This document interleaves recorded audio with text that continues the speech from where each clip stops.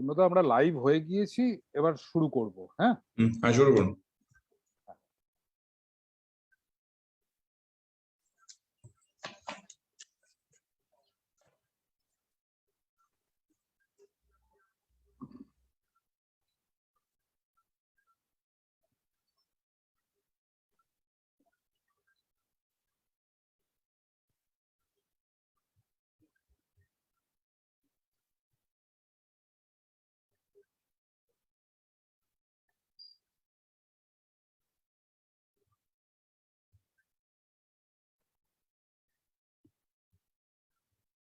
নমস্কার।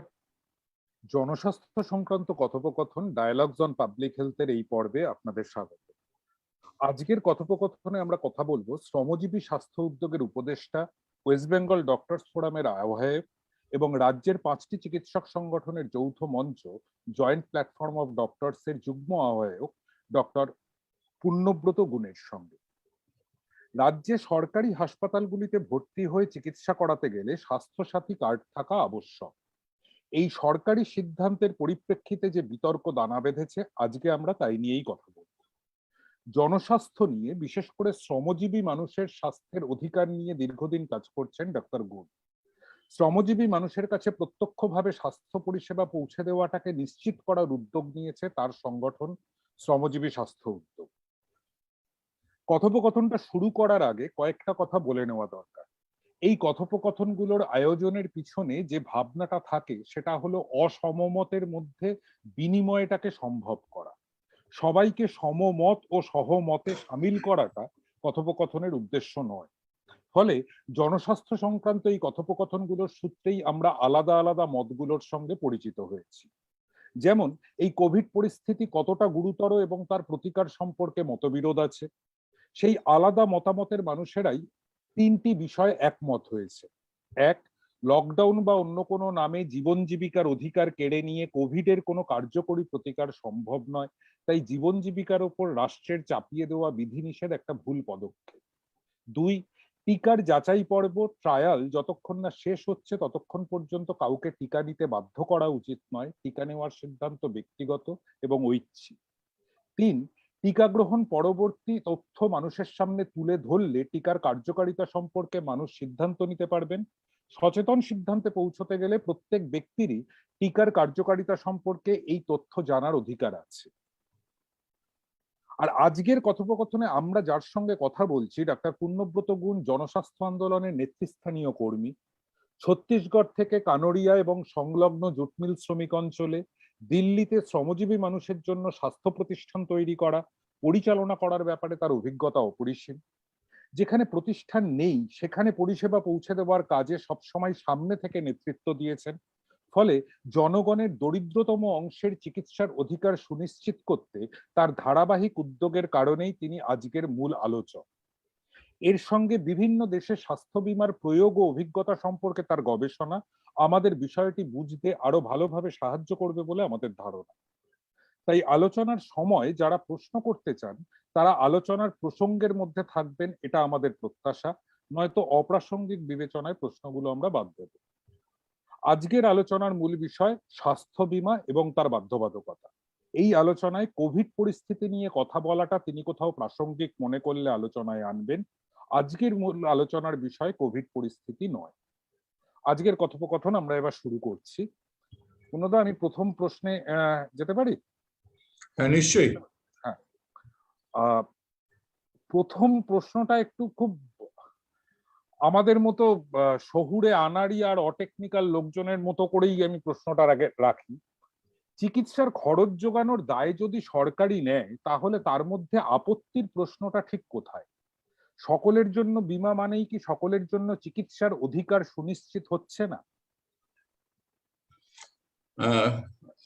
আমরা যদি দেখি যে এই যে স্বাস্থ্য বীমা, যে স্বাস্থ্য সাথী, যে স্বাস্থ্য বীমাটার কথা নিয়ে আমরা আজকে আলোচনা করছি, স্বাস্থ্য সাথীর মতো আরো কতগুলো স্বাস্থ্য বীমার নাম আমরা শুনেছি।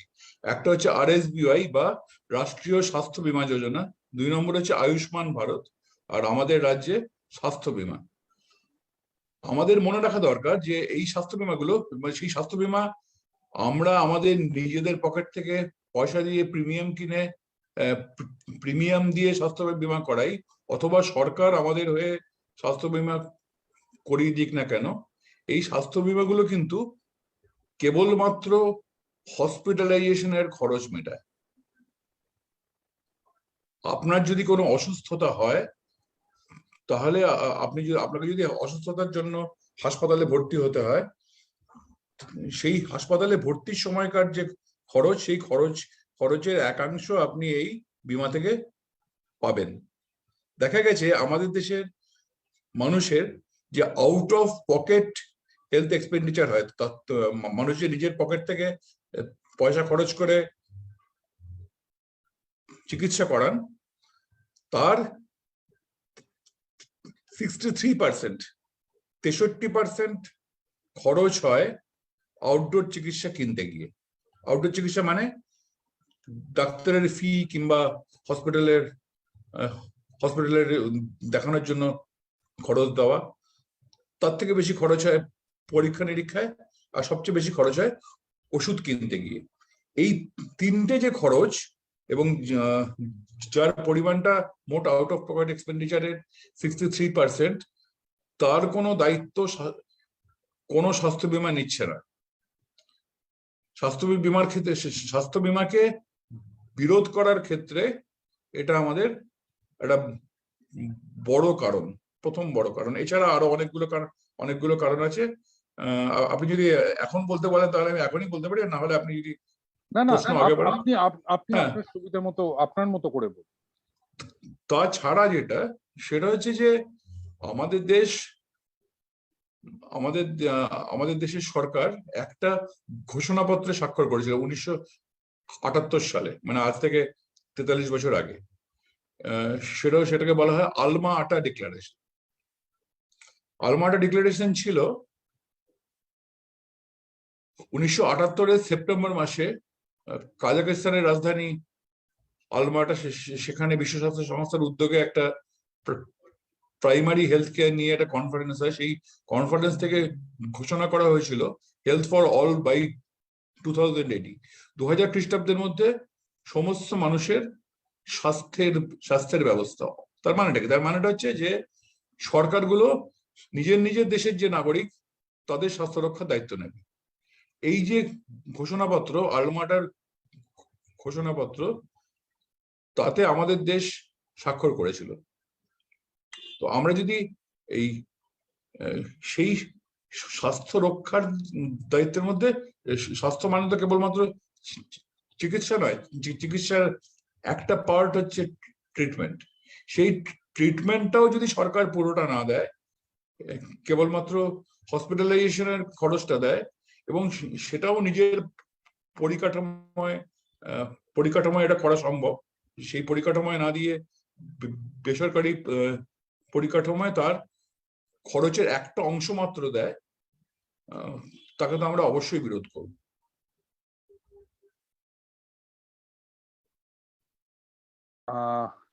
মানে আমি এই আউট অফ পকেট এক্সপেন্সেস এর যেটা বললেন সেটা আরেকটু ভালো করে বোঝার জন্য এভাবে প্রশ্নটা করি। মানে যে কোনো কিছু, সেটা পণ্য হোক বা পরিষেবা, তার একটা খরচ থাকবে, সেই খরচ তোলার জন্য একটা দামও থাকবে। এবার চিকিৎসা শুধুমাত্র স্বাস্থ্যের খরচ নয়, কিন্তু চিকিৎসা যোগানোরও তো একটা খরচ আছে, ফলে তার একটা দাম হবে। এবার নাগরিকের তরফ থেকে রাষ্ট্র দাম মেটাচ্ছে, এটাই কি বীমার আন্ডারস্ট্যান্ডিং নয়? মানে তাহলে এটাই অসুবিধাটা কোথায় হচ্ছে, আমার প্রশ্নটা এটা। রাষ্ট্র কি দাম মেটাচ্ছে? রাষ্ট্র তো দাম মেটাচ্ছে না। রাষ্ট্রের কাছে যে পয়সাটা আসে, সেটা কোত্থেকে আসে? আমরা যারা আয়কর দিই, তাদের আয়করের একটা অংশ। কিন্তু যারা আয়কর দেন না, আমাদের দেশের যে সংখ্যাগরিষ্ঠ মানুষ, তারা যখন বাসে ট্রেনে যাতায়াত করেন, যখন তারা বাজার থেকে যে কোনো পণ্য কেনেন, তাদের কিন্তু অপ্রত্যক্ষ কর দিতে হয়।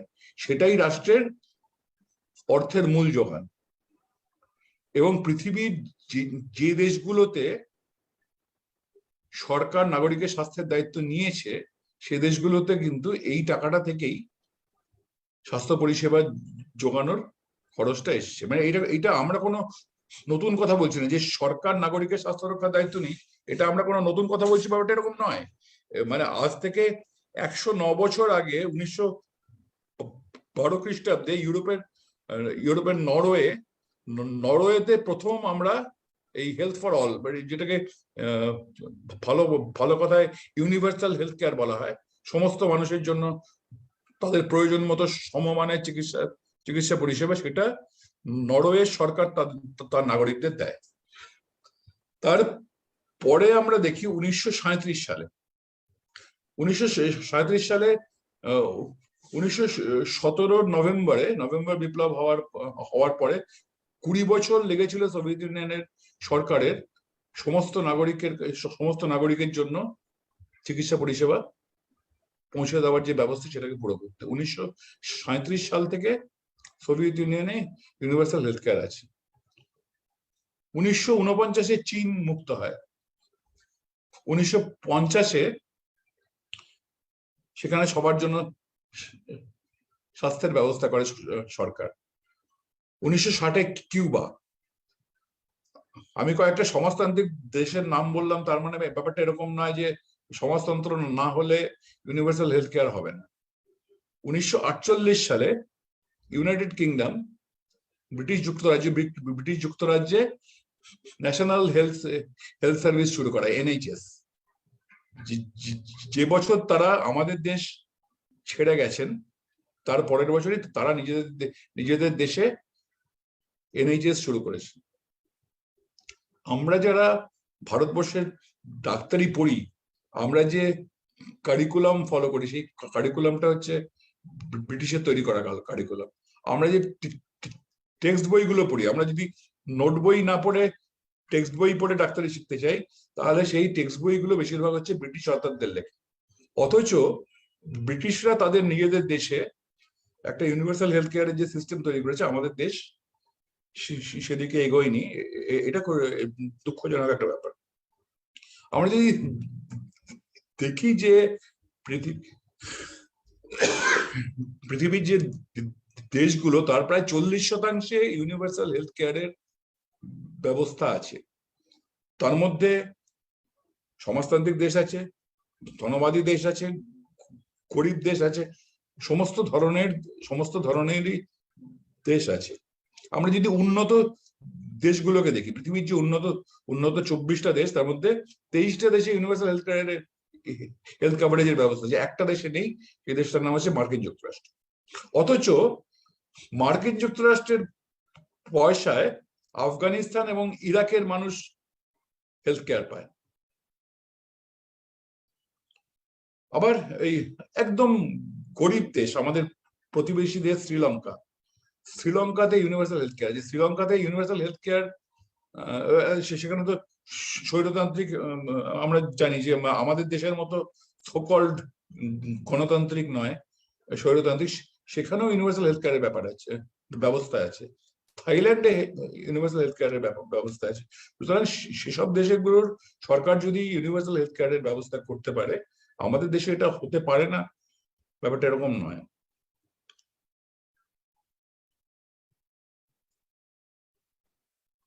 আচ্ছা, রত্নাবলী। আর আপনি যেটা বলছিলেন যে টাকা কোত্থেকে আসবে, এই মানে আমরা যখন ইউনিভার্সাল হেলথ কেয়ারের পক্ষে আমাদের যে ক্যাম্পেইন, সেই ক্যাম্পেইনটাকে যখন আমরা তুঙ্গে তুলি, মানে আমরা বলতে আমার সংগঠন শ্রমজীবী স্বাস্থ্য উদ্যোগ, আরো বেশ কয়েকটা সংগঠনকে সঙ্গে নিয়ে আমরা যখন ওই 2010-এ একটা, পূর্ণদা, এই প্রশ্নটা আমি পরে আলাদা করে করব, ঠিক করে রেখেছি, কারণ আপনাদের এই অভিজ্ঞতাটা আমি জানতে চাই। একটু উত্তরটা হোল্ড করবেন, কারণ রত্নাবলী দিয়ে একটা প্রশ্ন করেছেন, রত্নাবলী রায়, হ্যাঁ, যে টেস্ট এটসেট্রা আমাদের প্রচুর খরচ হয়েছে। একটা সিটি এনজিওগ্রামের দাম 12,000 টাকা। সাধারণ মানুষরা কি করে সেই টাকা জোগাড় করবে? টেস্টকে বিমার আওতায় আনা কি একটা দাবি হতে পারে? টেস্টকে বিমার আওতায় আনার দাবি করব না। আমরা দাবি করব যে মানুষের যে প্রয়োজনীয় পরীক্ষা, সেই সমস্ত প্রয়োজনীয় পরীক্ষার ব্যবস্থা সরকার করবে। বিমার আওতায় আনার দাবিটা আমাদের দাবি হবে না। আমাদের দাবি হবে যে এই প্রয়োজনীয় চিকিৎসার জন্য প্রয়োজনীয় যে পরীক্ষা নিরীক্ষা, সেটা যত খরচ সাপেক্ষই হোক না কেন, সেটার ব্যয় সরকারকে বহন করতে হবে। রত্নাবলীদেরই একটা দ্বিতীয় প্রশ্ন আছে যে এই স্বাস্থ্য চিকিৎসা এই কথাগুলো যখনই হয় তখনই মানসিক স্বাস্থ্য কথাটা এর আওতার বাইরে থাকে। তো মানসিক স্বাস্থ্যের ক্ষেত্রে কি বীমা বা এই ধরনের কোনো বোঝাপড়া আছে? আমাদের কাছে, মানে আমরা যারা স্বাস্থ্য আন্দোলনের কর্মী, আমাদের কাছে স্বাস্থ্য ব্যাপারটা হচ্ছে সেই বিশ্ব স্বাস্থ্য সংস্থার যে সংজ্ঞা, যে স্বাস্থ্য মানে কেবল অসুখের অনুপস্থিতি নয়, শারীরিক, মানসিক এবং সামাজিক ভাবে ভালো থাকা, সেটা হচ্ছে আমাদের কাছে স্বাস্থ্যের সংজ্ঞা। তো সেই স্বাস্থ্যের সংজ্ঞার মধ্যে অবশ্যই মানসিক স্বাস্থ্য আছে, কিন্তু এক্সিস্টিং যে বীমাগুলো, সেই বীমাগুলো মানসিক স্বাস্থ্যের দায়িত্ব, মানসিক অসুস্থতার দায়িত্ব অনেক সময় নেয় না। কিন্তু আমরা তো বীমা নিয়ে দাবি করছি না, আমরা দাবি করছি সবার জন্য স্বাস্থ্য নিয়ে, এবং সবার জন্য যে স্বাস্থ্যের দাবি যে যখন আমরা করছি, সেখানে শারীরিক স্বাস্থ্যের পাশাপাশি মানসিক স্বাস্থ্য, সামাজিক স্বাস্থ্য সমস্তটাই আছে। ওকে, এর আগে একটা আলোচনায় পূর্ণব্রতদা মানে এরকম আমি সে আলোচনাটা শুনতে পেয়েছিলাম বলে জানি যে দেশে এবং রাজ্যে চিকিৎসা পরিষেবা দেওয়ার ক্ষেত্রে আপনি এর প্রথম প্রশ্নের উত্তরেই 70-এর দশক থেকে ব্যাপারটা বলতে শুরু করেছিলেন। আমি আরেকটু পার্টিকুলার করে জানতে চাইছি, দেশে ও রাজ্যে চিকিৎসা পরিষেবা দেওয়ার ক্ষেত্রে সরকারি ও বেসরকারি উদ্যোগগুলোর একটা টাইমলাইন নিয়ে কথা বলছিলেন, সেটা যদি একটু বিশদে আলোচনা করেন এবং সেই প্রসঙ্গে ইউনিভার্সাল হেলথ কেয়ার নিয়ে আপনাদের শ্রমজীবী স্বাস্থ্য উদ্যোগ এবং আপনাদের সঙ্গে অন্যান্য যে যৌথ সংগঠন ছিল তাদের অভিজ্ঞতাটা বলেন, তাহলে হয়তো আজকের এই অবস্থাটা যে বিমার মতন একটা বাজার ভিত্তিক ব্যবস্থার মধ্য দিয়ে স্বাস্থ্যের অধিকার সুনিশ্চিত করার ভাবনাটা হঠাৎ করে এলো নাকি এর একটা ধারাবাহিকতা আছে, সেটা বুঝতে একটু সুবিধে হতে পারে। এবার যদি আপনি আপনার আমরা যদি দেখি যে ইউনিভার্সাল হেলথ কেয়ারটা ইউনিভার্সাল হেলথ কেয়ার শব্দবন্ধে পরিচিত আমরা না হলেও ইয়েতে একটা 1947-এর আগে, আমি ইচ্ছে করেই দেখবেন আমি 1947 বলছি, স্বাধীনতা বলছি না, তার আগের যে সময় আগেই মানে ব্রিটিশের রাজত্বের সময় একটা কমিটি গঠিত হয়েছিল। সেই কমিটিটাকে বলা হয় ভোর কমিটি। ভোর কমিটির যে রেকমেন্ডেশন গুলো ছিল, সেই রেকমেন্ডেশন গুলো কিন্তু একদমই ইউনিভার্সাল হেলথ কেয়ারের মতো সুপারিশ। সরকার কতগুলো গ্রামের জন্য, কত জনসংখ্যার জন্য কতগুলো হেলথ সেন্টার স্থাপন করবে, সেই হেলথ সেন্টারের কোন ধরনের হেলথ সেন্টারে কি কি ব্যবস্থা রাখতে হবে, হ্যাঁ, এবং এই সমস্তটার দায়িত্ব সরকার নেবে, এরকম একটা সুপারিশ বোর্ড কমিটির পক্ষ থেকে করা হয়। বাট আমাদের এই 47-এর পরে যারা আমাদের দেশের শাসন ক্ষমতায় আসেন, তাদেরই দল আমরা দেখবো 1991 সালে গিয়ে অন্য রাস্তায় হাঁটা শুরু করলো। কিন্তু যারা 1947-এ ক্ষমতায় এসেছিলেন, তারা সোভিয়েত ইউনিয়নের যে ডেভেলপমেন্টাল মডেলে তারা ইনফ্লুয়েন্স ছিলেন। তো জনকল্যাণকর রাষ্ট্রের যে জিনিসগুলো করা উচিত, সেই জিনিসগুলো তারা কিছু পরিমাণে করার চেষ্টা করেছিলেন বলে আমার মনে হয়। মানে আমি মেডিকেল কলেজে ভর্তি হয়েছিলাম সেই 1978-এ, আলমাটা ডিক্লারেশনের বছরে। তো আমি জন্মেছি 1960 সালে, আমি জন্মেছি কিন্তু মেডিকেল কলেজে। আমি যখন মেডিকেল কলেজ ছাত্র, সেই সময়টা হচ্ছে 1978 থেকে 83 অব্দি, এবং জুনিয়র ডাক্তার হিসেবে সেখানে আমি থেকেছি 83 থেকে 86 সাল অব্দি।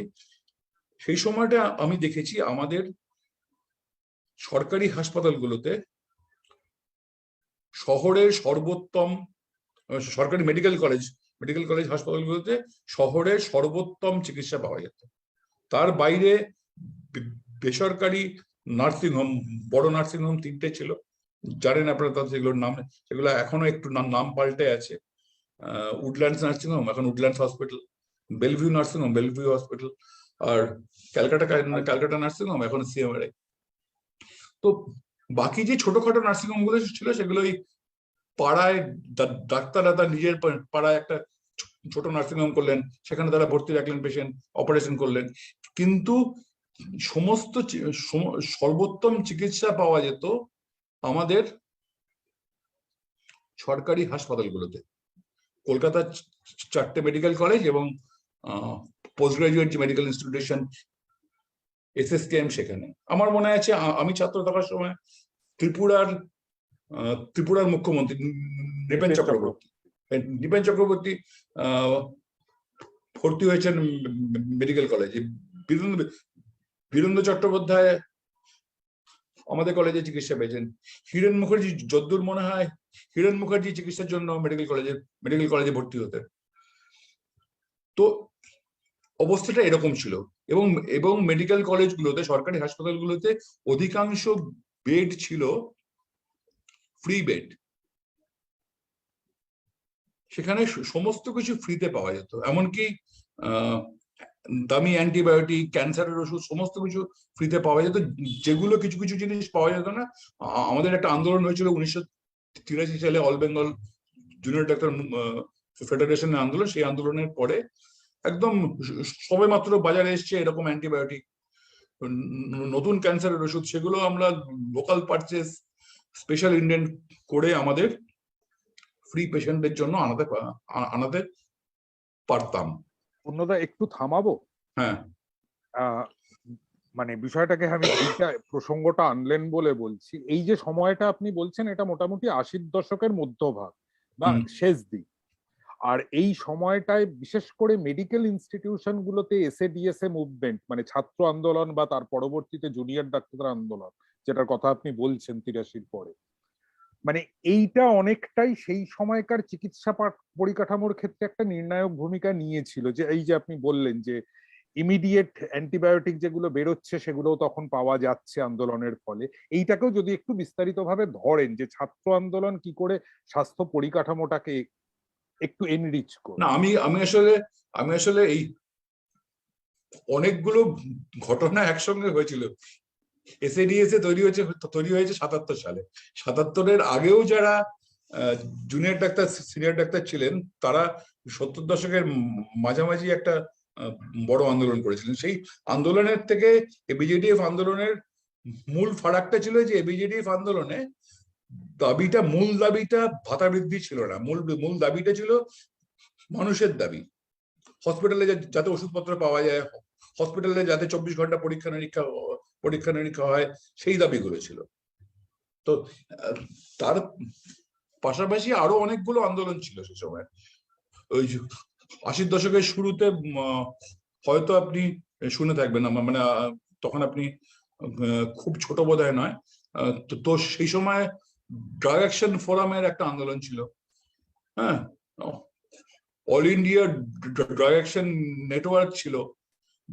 ভোপালে যখন গ্যাস কাণ্ড হলো, তারপরে সেই আন্দোলনে আমাদের যুক্ত হওয়া ছিল, সমস্ত ব্যাপারগুলো ছিল। তো ওই মেডিকেল কলেজে আন্দোলন করে আমরা যেটুকু পেয়েছিলাম, আমার মনে হয় তার গুরুত্ব তো অবশ্যই আছে, কিন্তু সেই আন্দোলনের ফলেই আমরা সবকিছু পেতাম এটা হয়তো নয়। আর আমাদের মেকিং এ কেবলমাত্র এসএডিএস আন্দোলনগুলো নয়, মানে তার পাশাপাশি যে অন্যান্য আন্দোলনগুলো ছিল, সেগুলো আমাদের মেকিং এ ভূমিকা রেখেছিল। হ্যাঁ, মানে আমি জাস্ট এই কারণে প্রশ্নটা করলাম যে একটা ধারণা আছে 80-র দশকের ছাত্র আন্দোলন, মানে মেডিকেল ইনস্টিটিউশনের ছাত্র আন্দোলন গুলো ভীষণ অর্থনৈতিক দাবি দেওয়ার আন্দোলন, সেটা যে অবশ্যই নয়, এইটাই আপনাকে অবশ্যই নয়। আমার মনে আছে আমার ইন্টার্নশিপ 83 থেকে 84 সাল, সে সময় আমাদের ইন্টার্নশিপে স্টাইপেন্ড ছিল 450 টাকা। আর আমরা যারা বাড়িতে থাকতাম তারা হাউস রেন্ট অ্যালাউন্সটা পেতাম, 10% হাউস রেন্ট অ্যালাউন্স, সব মিলিয়ে 495 টাকা। আমি যখন সিনিয়র হাউস স্টাফশিপ শেষ করে যখন আমি ছত্তিশগড়ে যাচ্ছি, শেষ মাসে আমি হাউস স্টাইপেন্ড পেয়েছিলাম 750 টাকা। হ্যাঁ হ্যাঁ, সেই সময় টাকার টাকার দামটা এখনকার তুলনায় বেশি ছিল, কিন্তু আমরা ভাতা বৃদ্ধির জন্য আন্দোলন করেছি এটা নয়। আমরা সুস্থ পরিবেশের দাবিতে বলতে পারেন আন্দোলন করেছি। তা থেকে আমাদের স্বার্থ ছিল না, অবশ্যই আমাদের স্বার্থ ছিল।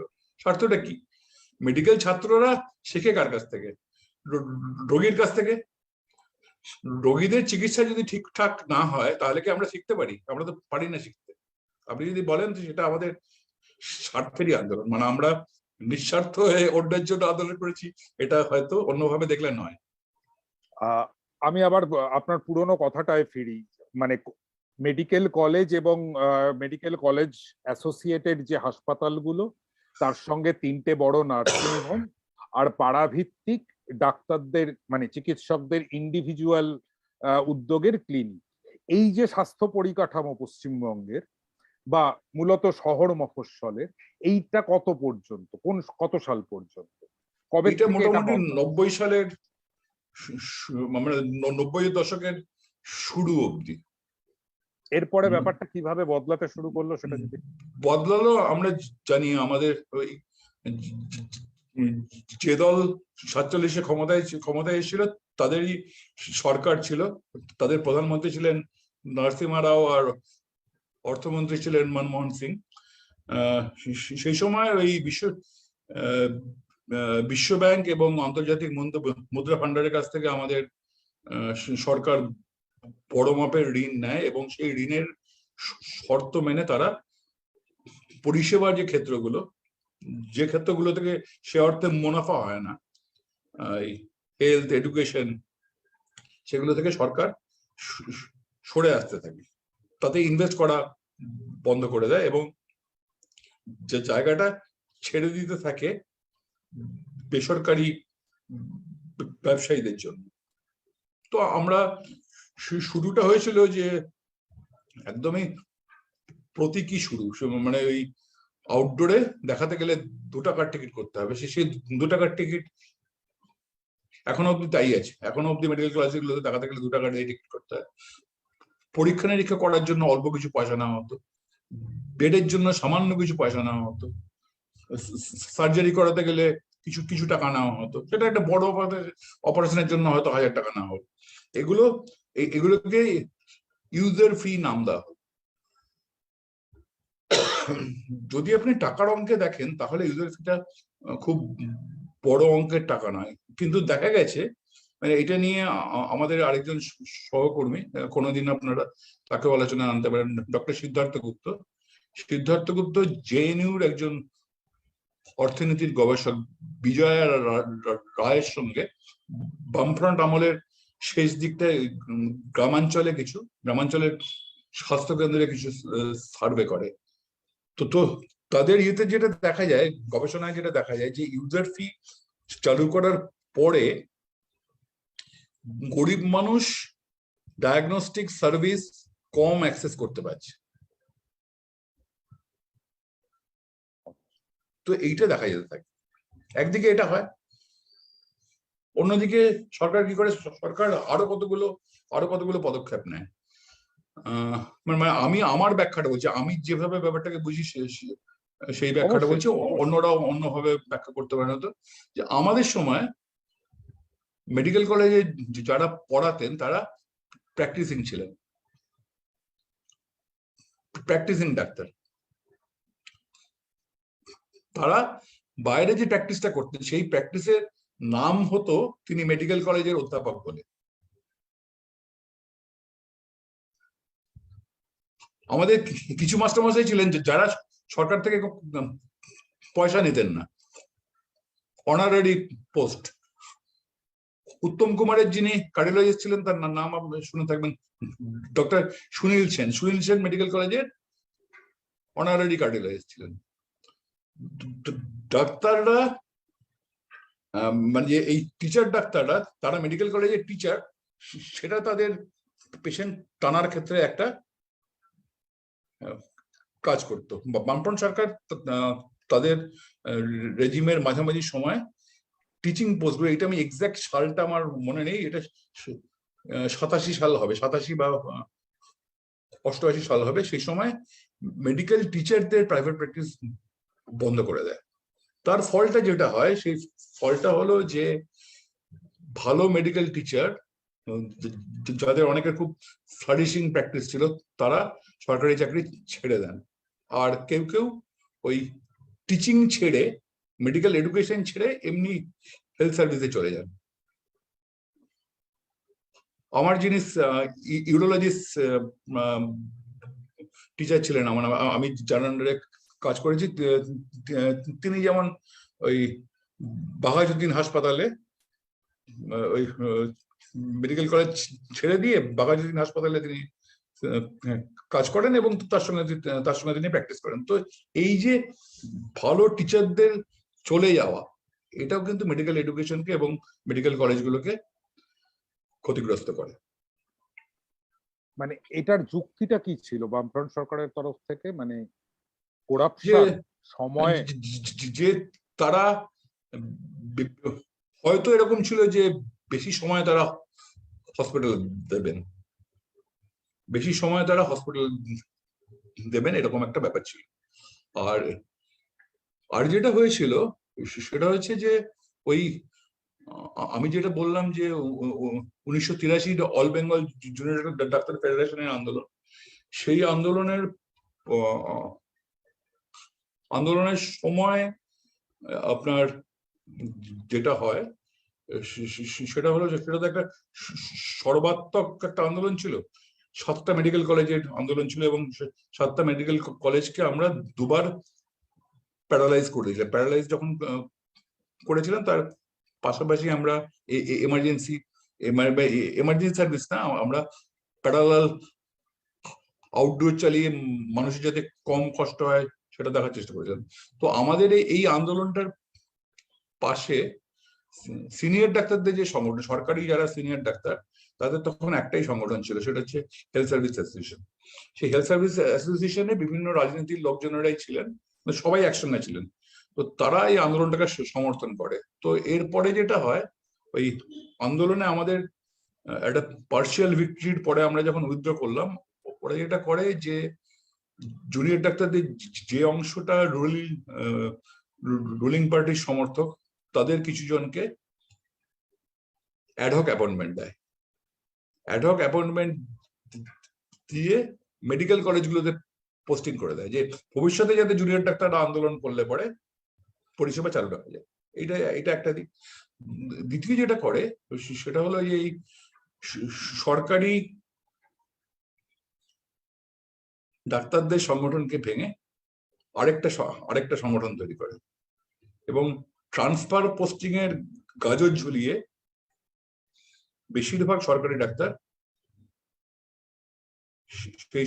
সেই সংগঠনের সদস্য হন। তারা এখন, তাদের মধ্যে কেউ কেউ এখনো সেই সংগঠনেই আছেন, একটা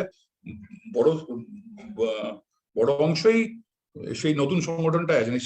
এবং এই নতুন সংগঠনটা দুটো ডাক্তারদের, সিনিয়রদের দুটো সংগঠনই আবার জয়েন্ট প্ল্যাটফর্ম, আমরা একসঙ্গে আছি, হেলথ সার্ভিস অ্যাসোসিয়েশন এবং এইচএসডি। কিন্তু এই এইচএসডি তে শুরুতে যারা এসেছিলেন নিজের স্বার্থের জন্য, তারা অনেকেই আর এইচএসডি তে নেই, তারা দল বদল করেছে। তো এটাতে যেটা হয় যে একটা সময় গ্রামে কোনো ডাক্তারের পোস্টিং হলে সে সপ্তাহের মধ্যে 7 দিন না হোক 6 দিন সে গ্রামে থাকবে, এই ব্যাপারটা মোটামুটি ভাবে নিশ্চিত ছিল। এবং সে সময় আমাদের যেভাবে ট্রেনিং হতো, আমাদের সময় ইন্টার্নশিপটা আমাদের ভালো করে করতে হতো। পোস্ট গ্রাজুয়েশনের সিট কম ছিল, পোস্ট গ্রাজুয়েশনের এখনকার মতো পরীক্ষা হতো না। সে সময় কোনো একটা সাবজেক্টের এন্ট্রান্সে অ্যাপিয়ার করতে গেলে, যেমন সার্জারিতে যদি আপনি এমএস করার জন্য এন্ট্রান্সে অ্যাপিয়ার করতে চান, তাহলে আপনাকে 1 বছর মোট হাউস স্টাফশিপ লাগবে সার্জারি এবং অ্যালাইড সাবজেক্ট নিয়ে। সার্জারি, অর্থোপেডিক্স 6 মাস, সার্জারি 6 মাস, অর্থোপেডিক্স 6 মাস, সার্জারি 6 মাস, অ্যানাস্থেসিয়া, এরকম হলে পরে আপনি অ্যাপিয়ার করতে পারবেন। তো ওই সময়টা কি করতো, জুনিয়র ডাক্তাররা শিখতো কাজ, এবং তারা জানতো যে তারা নাও পেতে পারে, পোস্ট গ্রাজুয়েশনের সিট নাও পেতে পারে। সুতরাং এই ইন্টার্নশিপে আর হাউসশিপে তাদের যা শিখে নিতে হবে যেটা তাদের ভবিষ্যতের পাথেয় হবে। বুঝতে পেরেছি। এবার এই পরিস্থিতিতে মানে ধরুন এই যে পিভি নরসিংহ রাও এবং না, আমি এটা একটু শেষ করে নিই, এই পার্টটা শেষ করে নিই। যেটা হলো একদিকে ওই যেসব সরকারি ডাক্তাররা শাসক দলের ভালো নজরে রইলেন, সেটা তখনও ছিল, এখনো আছে। এখনো যে হেলথ সেন্টারে যাদের পোস্টিং কিংবা মফস্বল শহরে যাদের পোস্টিং, তারা সপ্তাহের মধ্যে 2 দিন তারা কাজের জায়গায় রইলেন, বাকি দিনটা তারা কলকাতায় বা অন্য কোথাও কাটালেন। অর্থাৎ গ্রামের হেলথ সেন্টারে যদি 4 জনের পোস্টিং হয়, অ্যাকচুয়ালি হয়তো 1 জন বা 2 জন সেখানে অ্যাভেলেবেল। আর ডাক্তারির ক্ষেত্রে এই পোস্ট গ্রাজুয়েশনের সিট বাড়িয়ে দেওয়া এবং ইন্টার্নশিপের পরেই পোস্ট গ্রাজুয়েশনে অ্যাপিয়ার করতে দেওয়া, এটার ফলে যেটা হলো যে জুনিয়র ডাক্তাররা যে শিখতো, সেই শেখার পরিবেশটাও নষ্ট হয়ে গেল। তো এর ফলে সরকারি হাসপাতালগুলোর যে পরিষেবা, সেই পরিষেবার মান অবশ্যই ক্ষতিগ্রস্ত হয়েছে। হ্যাঁ, মানে স্কিলড চিকিৎসকের যোগানের যে পদ্ধতি, সেই পদ্ধতিটা কি করে ডিসরাপ্টেড হলো সেটার একটা ছবি পাওয়া গেল। আর আপনি এর আগে যে বললেন পিভি নরসিংহ রাও, মনমোহন সিং এর যে অর্থনৈতিক উদারীকরণের সূত্র ধরে মানে যেগুলো পরিষেবা ক্ষেত্রে রাষ্ট্রের দায়িত্ব থেকে সরে আসা এবং বেসরকারি ক্ষেত্রের জন্য উন্মুক্ত করে দেওয়া তাদের বিনিয়োগের জন্য। এবার এই টাইম লাইনটা আমি কেন জানতে চাইছি একটু বলি। সেটা হচ্ছে ওই সময়টায় আমার যতদূর খেয়াল আছে, কেন্দ্রীয় সরকারি এবং রাজ্য সরকারি কর্মচারীদের একটা বড় অংশ তারা স্বাস্থ্যের জন্য খরচ পেতেন, মানে হসপিটালে ভর্তি হলে একটা কোনো খরচ পেতেন। আর কিছু বাছা প্রাইভেট ইনস্টিটিউট, খুবই বড় বড় প্রাইভেট সংস্থা, মানে সেটা গার্ডেন রিচিভ বিল্ডার্স এর মতো কোনো বড় বলছি আমি, এদের কর্মচারীরা হাসপাতালে ভর্তির জন্য টাকা পেতেন। আদারওয়াইজ স্বাস্থ্য বিমার ধারণাটা এই সময় খুব ছিল না।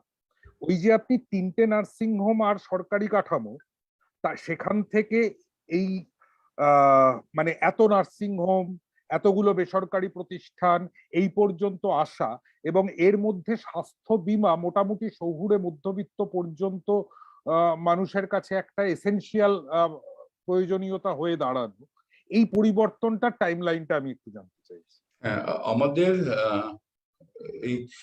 আমাদের দেশে মেডিক্লেম প্রথম আসে হচ্ছে 1986 সালে। আর এই মেডিকেল ইন্স্যুরেন্সে বেসরকারি পুঁজির অনুপ্রবেশ, সেটা সময়টা হলো 1999।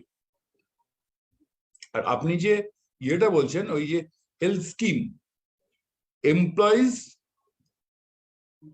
স্টেট ইন্স্যুরেন্স, ইএসআই, ওটা কিন্তু ইন্স্যুরেন্স। ওই ইন্স্যুরেন্স আর এই মেডিক্লেমের ইন্স্যুরেন্স এক নয়। ওই ইন্স্যুরেন্সে ইএসআই তে কি হয়, ইএসআই তে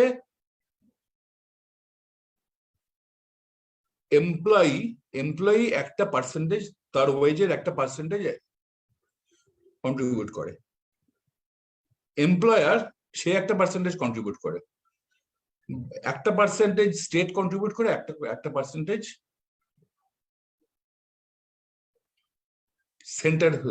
সেন্টার কন্ট্রিবিউট করে। এটা মিলে একটা ফান্ড হয়, যে ফান্ড দিয়ে যারা ইএসআই এন্টাইটেল তাদের চিকিৎসা বীমাটা চলে। আমরা যদি গিয়ে দেখি, মানে যে এই আমরা যখন ইউনিভার্সাল হেলথ কেয়ার নিয়ে আগে আমি একবার বলতে বলতে ডাইভার্ট করে গেছি, আসলে এত বিষয়, বড় বিষয়ে বাজে বাজেই চলে যাচ্ছি এদিক ওদিকে।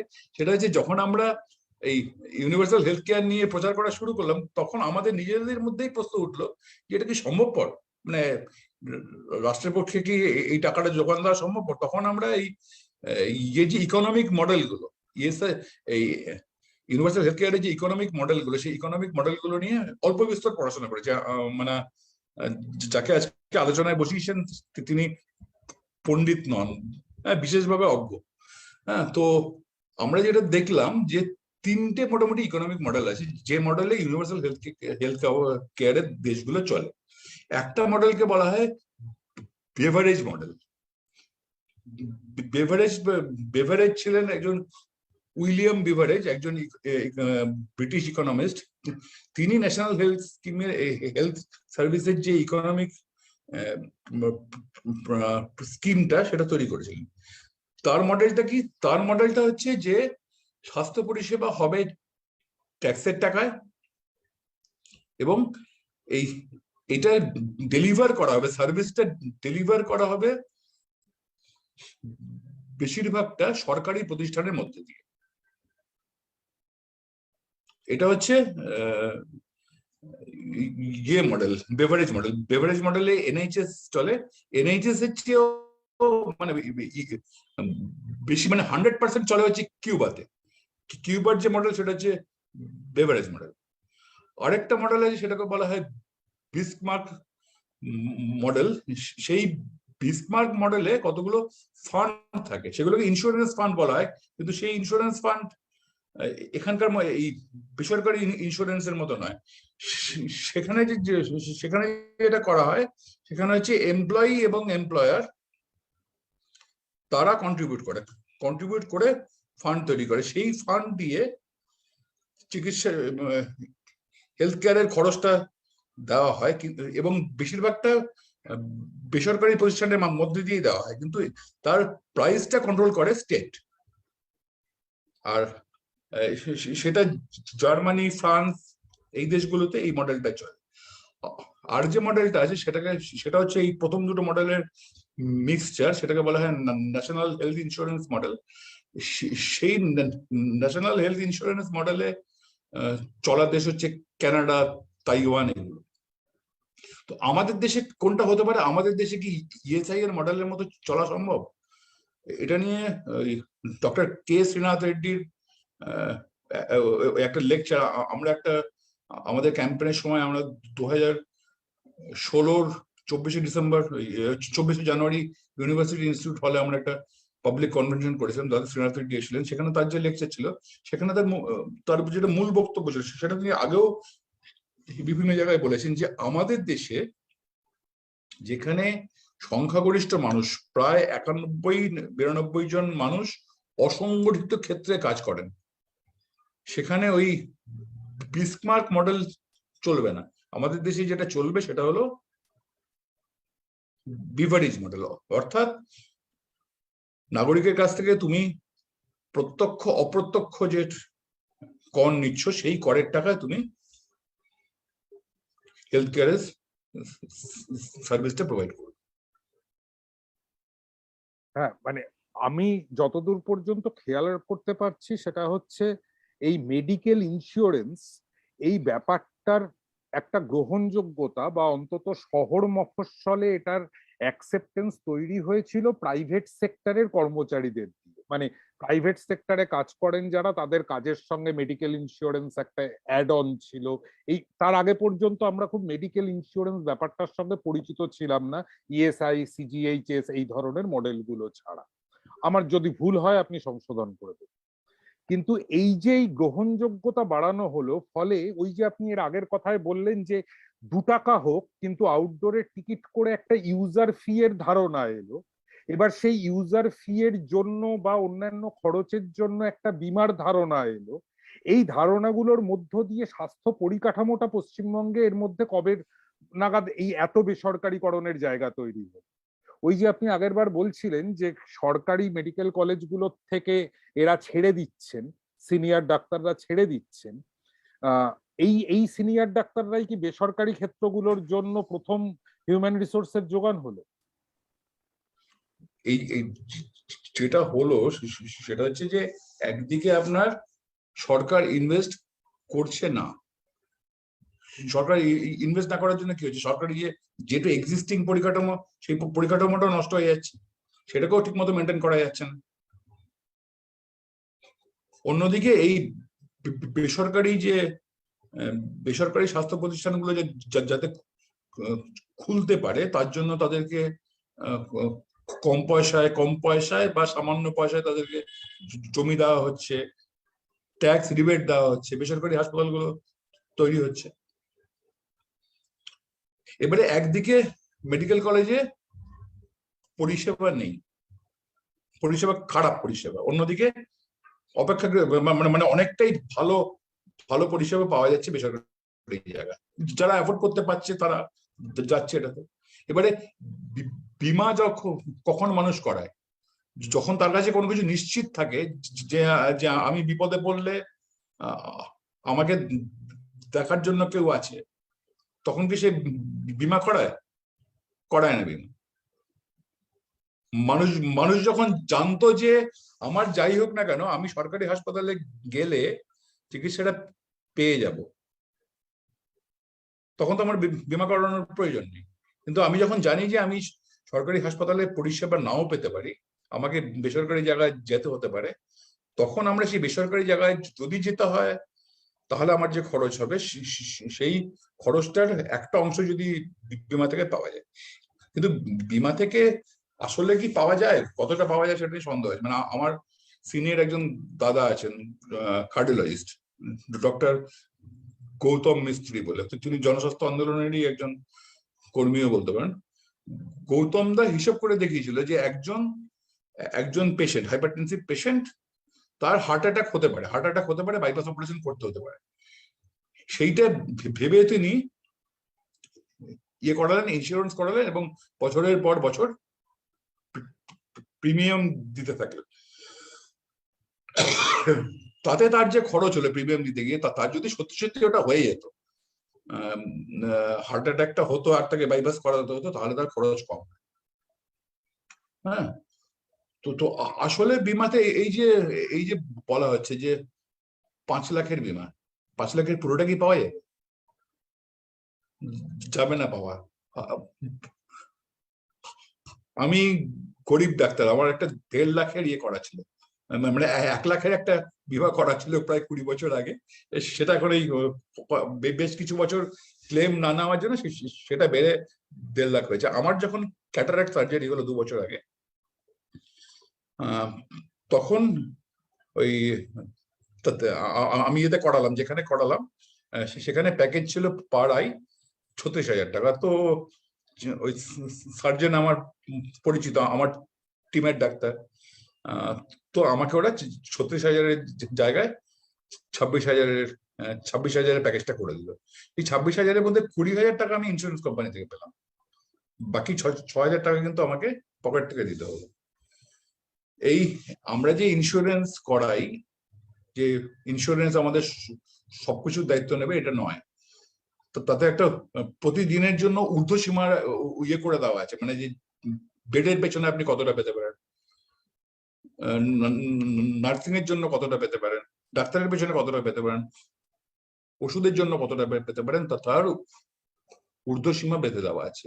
মানে আপনার ইন্স্যুরেন্স করা আছে মানে সমস্ত খরচের দায়িত্ব ইন্স্যুরেন্স কোম্পানি নিয়ে নেবে, এটা কিন্তু হয় না।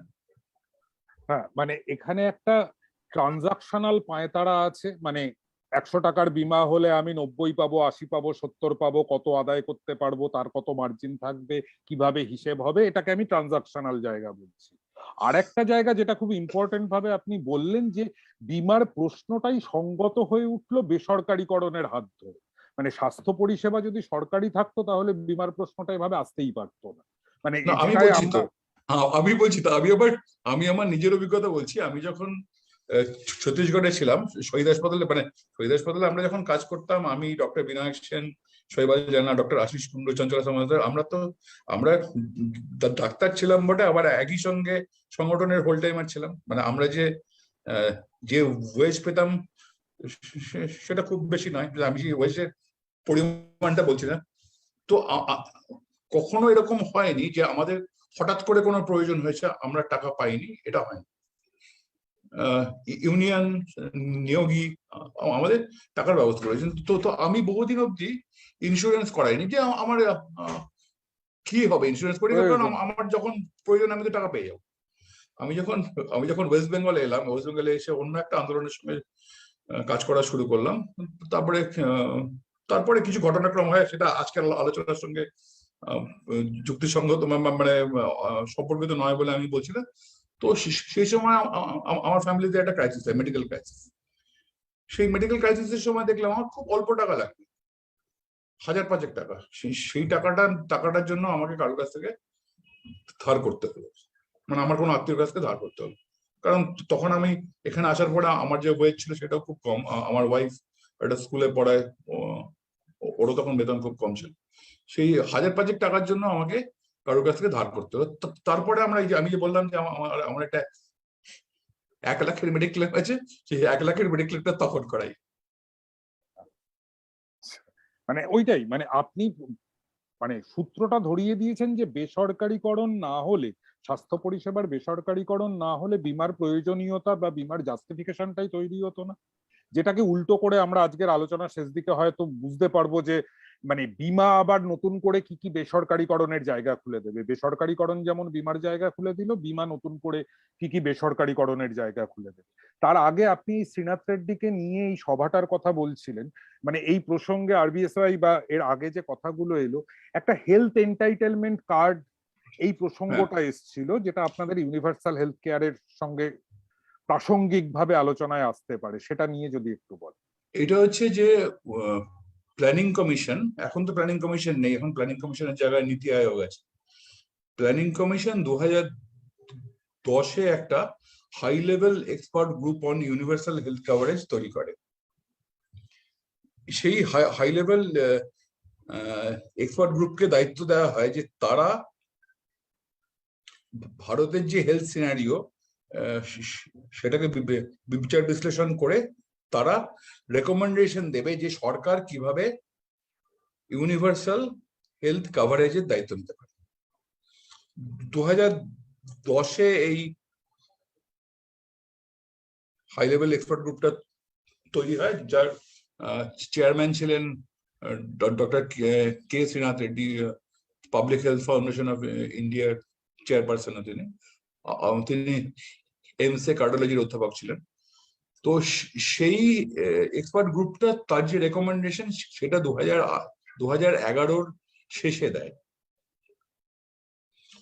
সেটা তো রেকমেন্ডেশনটা একটা মোটা বই, সেটাতে স্বাস্থ্য ক্ষেত্রে কি কি করতে হবে, তার মধ্যে চিকিৎসা এবং যেগুলোকে আমরা বলি যে স্বাস্থ্যের সামাজিক নির্ণায়ক, social determinants of health, social determinants of হেলথের ক্ষেত্রে কি কি পদক্ষেপ নিতে হবে, সেই পুরোটাই সেই সুপারিশটার মধ্যে আছে। সেই সুপারিশটা একটা বইয়ের মতো। তাতে যে মূল বিষয়গুলো যদি আমি দেখি, মূল বিষয়গুলো ছিল এরকম যে তারা বলেছিলেন যে সরকারকে স্বাস্থ্য খাতে খরচ বাড়াতে হবে। 2010-এ স্বাস্থ্য খাতে ভারতে খরচ হতো জিডিপির 4.2%, তার 1/3 1.4% খরচ করতে হচ্ছে সরকার।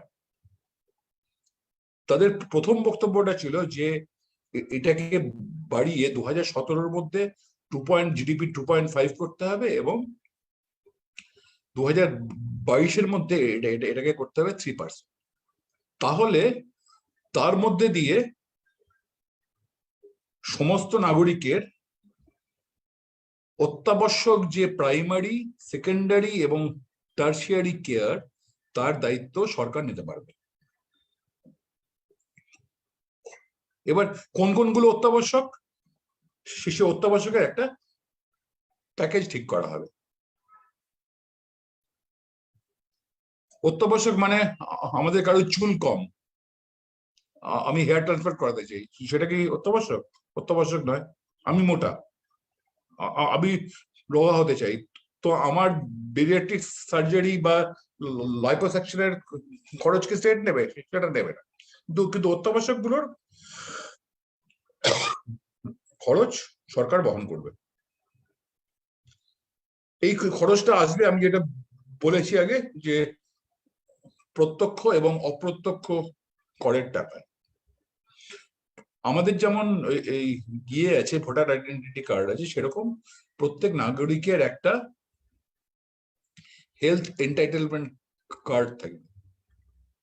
সেই কার্ডটা আমরা ক্যারি করবো।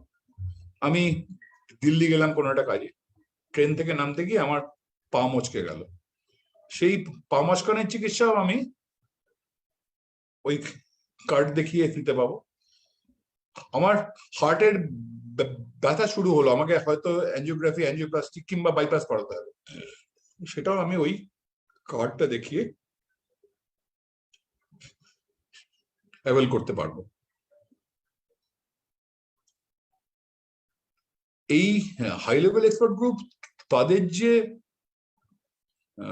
তাদের যে সুপারিশ, সেই সুপারিশের মধ্যে খুব পরিষ্কার ভাষায়, তর্কহীন ভাষায় দুটো জিনিসের বিরোধিতা করে।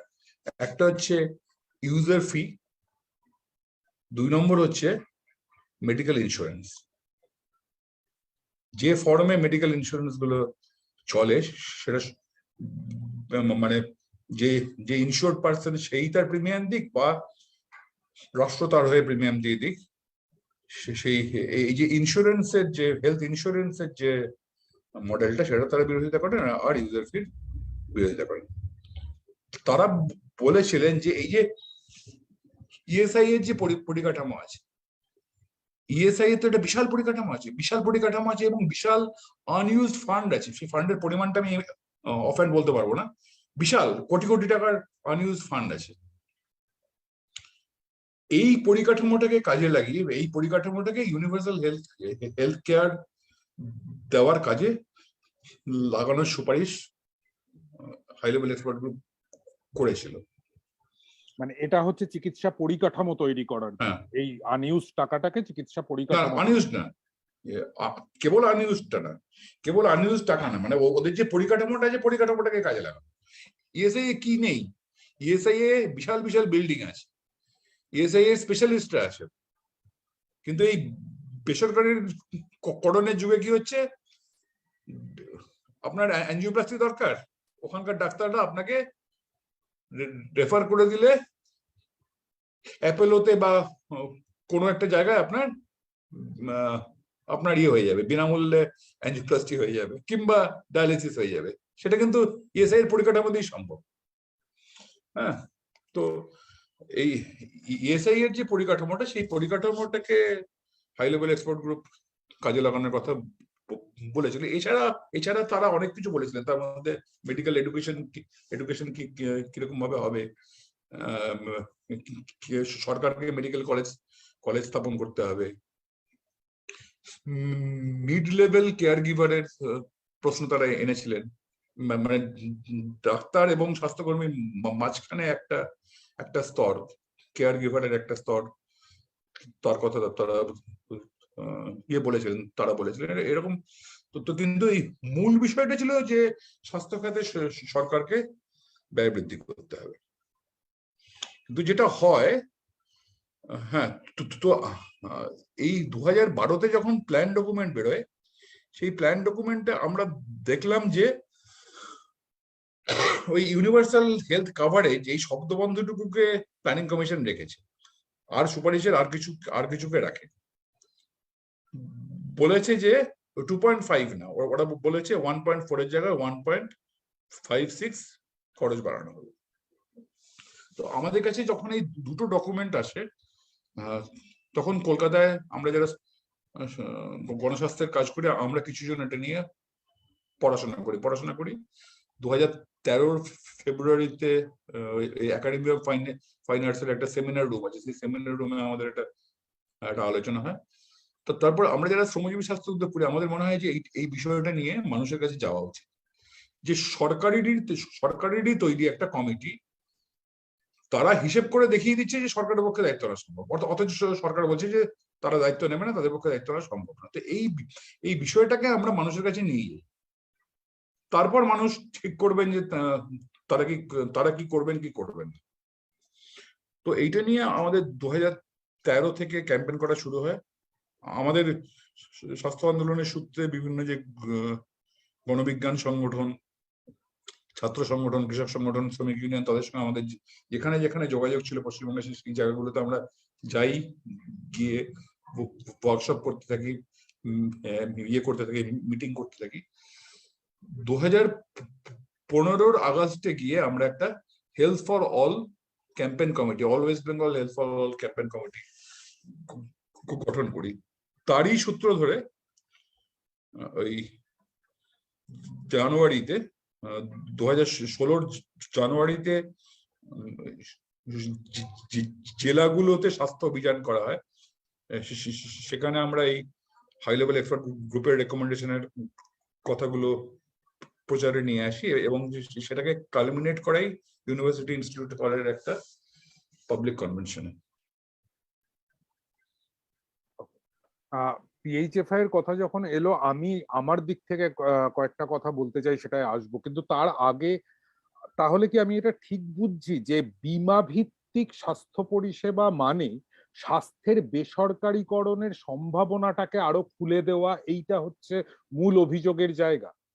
যে আজকে রাষ্ট্র যদি দেয়ও এই 5 লক্ষ টাকার বীমা হোক, পরে তার ক্যাপ বাড়ানো হোক, কিন্তু ভবিষ্যতে এই বীমা ব্যাপারটাই বেসরকারীকরণের বা বেসরকারি হাতে চলে যাবে, এটা কি একটা বড় আশঙ্কা? কি হচ্ছে মানে এই সরকার নিজের পরিকাঠামো, যে টাকাটা দিয়ে সরকার নিজের পরিকাঠামোকে উন্নত করতে পারত, যে পরিকাঠামো দিয়ে সার্ভিস দিতে পারতো, সেই টাকাটাকে তারা পরিকাঠামো উন্নয়নের কাজে না লাগিয়ে বীমা কোম্পানিগুলোর প্রিমিয়াম দেওয়ার কাজে লাগাচ্ছে। লাভবান হচ্ছে বীমা কোম্পানিগুলো এবং বেসরকারি হাসপাতালগুলো। এইটা ওই 2019-এর একটা হিসেবে মানে মানে সেই হিসেবে দেখা যাচ্ছে যে ইন্স্যুরেন্সে তাদের যে টার্নওভারের বার্ষিক বৃদ্ধি হচ্ছে 25%। এবং এই যে 25% তাদের যে বৃদ্ধি হচ্ছে, এই বৃদ্ধির পেছনে এই সরকার প্রিমিয়াম দিচ্ছে এরকম স্বাস্থ্য বীমা, এর একটা বড় ভূমিকা রয়েছে।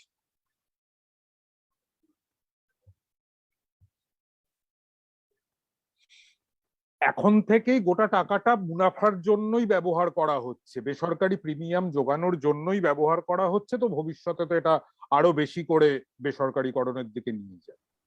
এখানে যারা দেখছেন তাদের কেউ কেউ এইভাবে মানে তাদের মনে হচ্ছে যে এই ধারাবাহিকতাটা হয়তো ইম্পর্টেন্ট নয়। আমি এটা পূর্ণদাকে প্রশ্ন করছি না, আমি জাস্ট ওই পূর্ণদা যে ধারাবাহিকতাটা বললেন সেই ধারাবাহিকতার সূত্রে একটা উদাহরণ দিচ্ছি। এই 2017 নাগাদ public health foundation of India, যেটা বললেন পূর্ণদা, যার কথা বললেন, এর এর সঙ্গে নরেন্দ্র মোদীর সরকারের একটা সংঘাত তৈরি হয়। এই সংঘাতটার পিছনে এফসিআরএ, ফরেন ফান্ড পাওয়া, এই ধরনের বিভিন্ন বিষয় ছিল, কিন্তু তার পিছনে আর কিছু ঘটনা ছিল। সেটা হচ্ছে যে এভিডেন্স টু পলিসি বলে একটা প্রজেক্ট ফান্ডেড হতো বিল এবং মেলিন্ডা গেটস ফাউন্ডেশন দ্বারা, যে এভিডেন্স টু পলিসির আউটকামটা নিত ইমিউনাইজেশন টেকনিক্যাল সাপোর্ট ইউনিট বা আইটিএসইউ। এই আইটিএসইউ আবার national technical advisory group of immunization, NTAGI এর সেক্রেটারিয়েট বডি। এই এনটিএজিআই কি করে? বৈজ্ঞানিকভাবে সংগৃহীত তথ্যের ভিত্তিতে জাতীয় স্তরে টিকাকরণের জন্য নতুন টিকার অন্তর্ভুক্তি বিষয়ে নির্ধারক ভূমিকা নেয়। 2017 নাগাদ বিভিন্ন মহল থেকে একটা আওয়াজ ওঠে যে এই বিশ্বের অন্যান্য উন্নয়নশীল দেশগুলোর মতো ভারতবর্ষেও ন্যাশনাল ইমিউনাইজেশন পলিসিকে ইনফ্লুয়েন্স করার চেষ্টা করছেন বিল গেটস। মূলত এই আওয়াজটা যে যে জায়গা থেকে আসে তার মধ্যে একটা বড় অংশ ছিল এসজেএম বা স্বদেশী জাগরণ মঞ্চ, যেটা আরএসএস এর প্রভাবাধীন একটি সংগঠন। তো এই বিরোধিতার কারণে 2017-তে আইটিএসইউ পরিচালনার জন্য বিল অ্যান্ড মেলিন্ডা গেটস ফাউন্ডেশনের সঙ্গে আর চুক্তি রিনিউ করা হলো না। এরপরে আসুন 2019-এ। 2019-এর সেপ্টেম্বরে স্বচ্ছ ভারত অভিযানের সাফল্যের জন্য শ্রী নরেন্দ্র মোদীকে গ্লোবাল গোলকিপার অ্যাওয়ার্ডের জন্য মনোনীত করা হয়। গ্লোবাল গোলকিপার অ্যাওয়ার্ড কারা দেয়? Bill and Melinda Gates foundation. সেপ্টেম্বরে নিউ ইয়র্কে বিল গেটসের সঙ্গে প্রধানমন্ত্রী শ্রী নরেন্দ্র মোদীর বৈঠক হয়। এরপর নভেম্বরে দিল্লিতে আরেকটি বৈঠক হয় এবং 2019-এর নভেম্বরে স্বাস্থ্য ও পরিবার কল্যাণ মন্ত্রকের সঙ্গে একটি মেমোরেন্ডাম অফ কোঅপারেশন সই হয়। এইবার যে মেমোরেন্ডাম অফ কোঅপারেশন সই হলো তাতে শুধু হেলথ নয়, আরো দুটি মন্ত্রক ঢুকে গেল, একটা নারী ও শিশু কল্যাণ আর একটা কৃষি মন্ত্রক। ফলে 2017-তে ইমিউনাইজেশন সংক্রান্ত প্রকল্পে যে সমস্যার কথা বলা হয়েছিল, 2019-এর নভেম্বরে ইমিউনাইজেশন তো বটেই, আরো অনেক দূর পর্যন্ত সহযোগিতার চুক্তি প্রসারিত হল। এই যে গোটা মেমোরেন্ডাম অফ কোঅপারেশন, এটা ইউনিয়ন ক্যাবিনেটে এক্স পোস্ট ফ্যাক্টো অ্যাপ্রুভাল পায় 2020 জানুয়ারি। এরপর 2020 এপ্রিলে প্রথম দফার লকডাউনের শেষে ভিডিও কনফারেন্সে বিল গেটসকে প্রধানমন্ত্রী জানালেন যে কেউ দেখে নিতে পারেন, প্রাইম মিনিস্টারের প্রেস বিবৃতিতেই পাবেন, যে কোভিড পরবর্তী জীবন, সামাজিক ব্যবহার বিধি, অর্থনৈতিক সংগঠনের ধরন বা পরিবর্তিত পরিস্থিতিতে শিক্ষা ও স্বাস্থ্য পরিষেবা কিভাবে মানুষের কাছে পৌঁছবে, তার জন্য ঠিক কোন ধরনের প্রযুক্তিগত গবেষণা দরকার সে ব্যাপারে নেতৃত্ব দেওয়ার জন্য বিএমজিএফ, বিল অ্যান্ড মেলিন্ডা গেটস ফাউন্ডেশনকে তিনি রিকোয়েস্ট করলেন বা বললেন। তো এই গোটা ঘটনাটা বললাম কেন, ওই ধারাবাহিকতাটা যেটা পূর্ণদা বারবার করে ধারাবাহিকভাবে এই সময়টাকে বলছেন, আমার পূর্ণদার কাছে যেটা প্রশ্ন সেটা হচ্ছে, একটা সময় ছিল, আপনি যে গোটা সময়টা বলে গেলেন 1980-র পর থেকে, যে বেসরকারীকরণের যে কোনো কিছুর ক্ষেত্রে রাজনৈতিক দলগুলো একটি কট্টর অবস্থান নিত। মানে ভারতবর্ষের মতো দেশে পরিষেবা প্রদানের পরিকাঠামোটাকে সরকারি হতে হয়, তার বেসরকারীকরণের বিরুদ্ধে যে কেউ একটা অবস্থান নিত। আজকে আপনি পার্লামেন্টের পরিসরে বলুন বা পার্লামেন্টের বাইরে, কোন রাজনৈতিক সংগঠনই কেন এই বেসরকারীকরণের বিরুদ্ধে তেমন সোচ্চারে কিছু বলছে না, বরং প্রত্যেকেই নিজেদের মতো করে ছোট ছোট ছোট ছোট বেসরকারীকরণের মডেল ইমপ্লিমেন্ট করছে। এইটা কেন হলো? এটা কোথায় পাল্টালো? মানে যেখানে আপনাদের মতো সংগঠনগুলো এত সোচ্চার বিরোধিতা করছেন, সেখানে প্রতিষ্ঠিত যে সংসদীয় রাজনৈতিক দলগুলো, সেগুলো কেন এইখানে কোনো সিনারিওতে আসছে না? মানে এদের রাজ্যদের, আমাদের রাজ্যের ক্ষেত্রে যেটা হয়েছে, আমাদের রাজ্যের ক্ষেত্রে স্বাস্থ্যের ক্ষেত্রে যে বেসরকারীকরণের ঢেউ, সেটা তো বামফ্রন্টের হাত ধরেই এসেছিল। এবং এই যে পিপিপি মডেল, পাবলিক প্রাইভেট পার্টনারশিপের যে মডেল, সেটাও বামফ্রন্টের জামানাতেই হয়। তো এইটা কি কারণে তারা করেছেন সেটা আমার পক্ষে, তাদের নেতৃত্ব কি কি বুঝেছিলেন, কেন তারা করেছিলেন, আমাদের পক্ষে, মানে আমার পক্ষে সেটা বোঝা সম্ভব না। কিন্তু এটা যে জনবিরোধী পদক্ষেপ ছিল সেটা বলতে আমার কোনো দ্বিধা নেই। বিয়ের সময় কি হতো, বামফ্রন্টের সময় কি হতো, যে মনে করুন মেডিকেল কলেজে সিটি স্ক্যান এমআরআই এর জন্য একটা জায়গা ছেড়ে দেওয়া হলো ইকো ডায়াগনস্টিক। সেই জায়গাতে তাদের যন্ত্রপাতি বসালো এবং বসিয়ে তারা শুরু করলো, ব্যবসা শুরু করলো। কিছু পেশেন্টকে, সেটা একটা নির্দিষ্ট সংখ্যার পেশেন্টকে তারা ফ্রি করতো, একটা নির্দিষ্ট সংখ্যার পেশেন্টকে তারা কম পয়সায় সিটি স্ক্যান করে দিত, আর এদের ক্ষেত্রে তারা পয়সা নিত, বাকিদের ক্ষেত্রে তারা পয়সা নিত। যেহেতু তাদের ভলিউম বেশি পেত, সরকারি হাসপাতালের মধ্যে যখন একটা ডায়াগনস্টিক সেন্টার হচ্ছে, তখন তাদের ভলিউম বেশি হয়, তাদের মুনাফাও বেশি হচ্ছিল। এর পরবর্তী যে সরকার, বা মানে যে 2011-তে যে সরকার এসে, তারা এসে এই পিপিপির ধরনটাকেই পাল্টে দিল। তারা তো মানে ইয়ের ক্ষেত্রে যেটা হলো, প্রথম পিপিপি মডেলে বড় মাপের হচ্ছে fair price medicine shop. Fair price medicine শপে তারা জায়গা দিল। তো তারপরে ফেয়ার প্রাইস ডায়াগনস্টিক এলো। ফেয়ার প্রাইস ডায়াগনস্টিক্স এর জন্য তারা এই ইয়ের জায়গার সঙ্গে সঙ্গে ডায়াগনস্টিক যে equipment, CT scan machine, digital x-ray,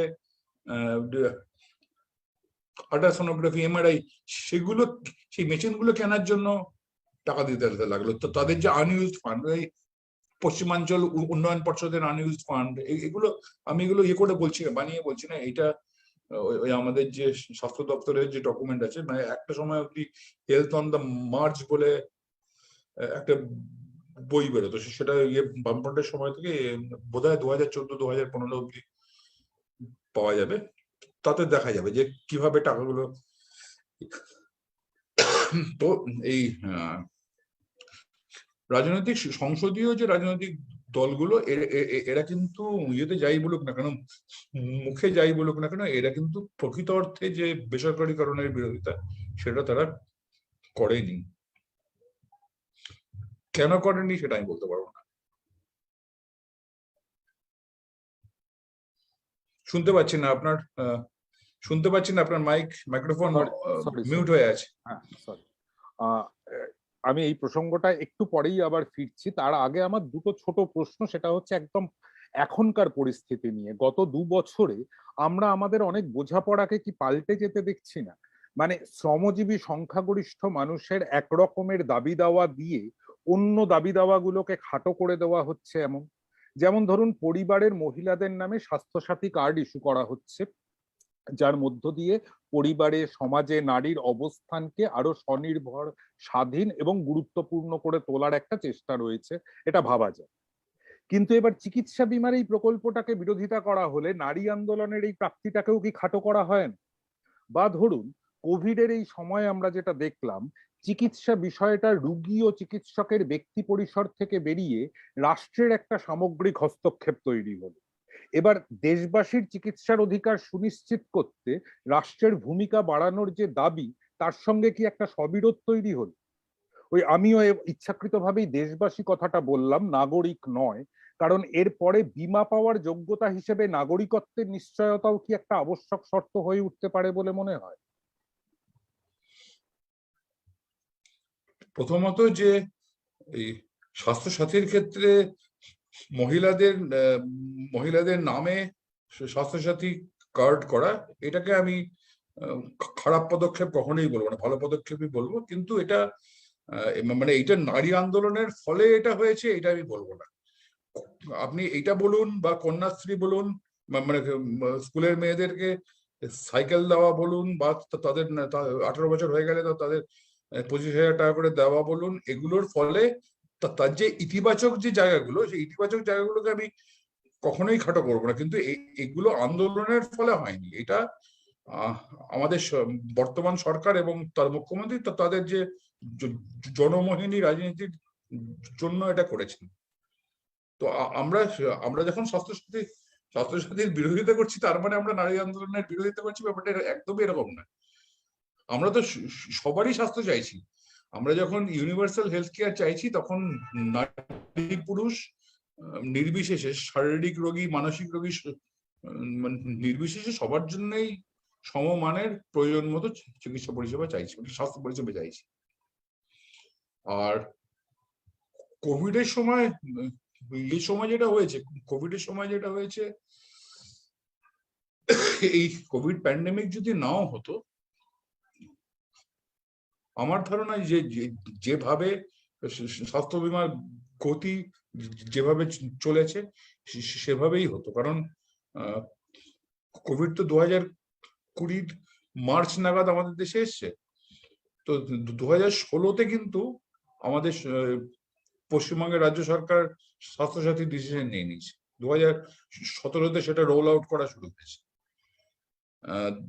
2018-র first February budget ঘোষণার সময় প্রথম আয়ুষ্মান ভারতের কথাটা এসছে। 2018-র সেপ্টেম্বরে দীনদয়াল উপাধ্যায়ের জন্মদিনের দিন সেটা চালু হয়েছে। সুতরাং এটা আমার মনে হয় যে যদি নাও হতো, এই কোভিড প্যান্ডেমিকটা নাও হতো, ইরেসপেক্টিভ অফ কোভিড প্যান্ডেমিক, সরকার বিমা নির্ভর ব্যবস্থার দিকে এগিয়েই যেত। এটা হওয়ারই।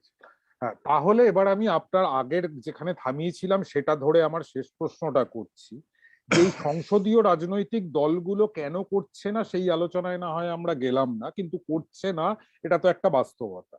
এবার সেখানে এই ধরনের সামাজিক রাজনৈতিক যে সংগঠনগুলো, তার মধ্যে শ্রমজীবী স্বাস্থ্য উদ্যোগ পড়ে, জয়েন্ট প্ল্যাটফর্ম অফ ডক্টরস এর মধ্যেকার 5টা সংগঠন পড়ে, মানে বা আরো অন্যান্য যে জনস্বাস্থ্য সংগঠন, শ্রমিক কৃষকদের সংগঠন, এদের কাছে এখন ঠিক অল্টারনেটিভটা কি?